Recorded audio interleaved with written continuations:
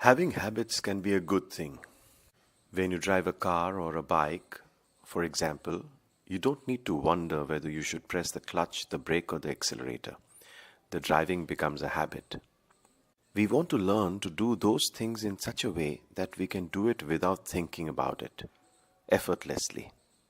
But sometimes habit can be bad, whether it is eating too much when we are sad or smoking a cigarette when we're stressed or lazing and not exercising.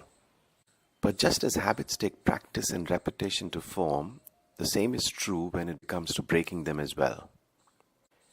Many bad habits involves the brain's reward system. We feel good when we do something, like eating sweets feels good after a good meal.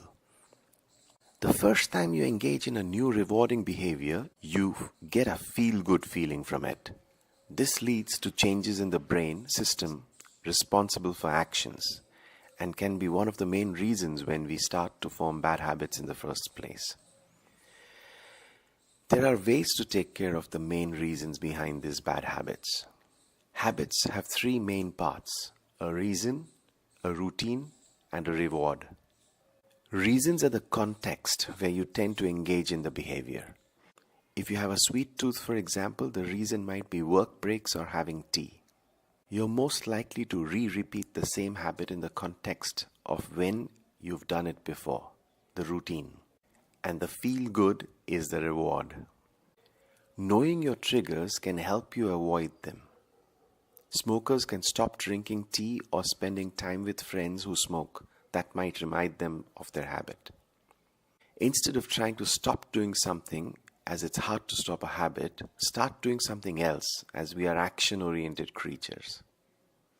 We all know that the more we suppress our thoughts, the more likely we are to think about that thought or even get back to that bad habit. If you're a smoker and you tell yourself not to smoke, your brain hears smoke. On the other hand, if you tell yourself to chew gum every time you want a cigarette, your brain has a more positive, concrete action to do. But forming a new habit takes time and commitment, so don't be discouraged if it takes longer than you might expect. It takes an average of 66 to 254 days for a behavior to change. Best wishes on creating good habits and quitting the bad habits.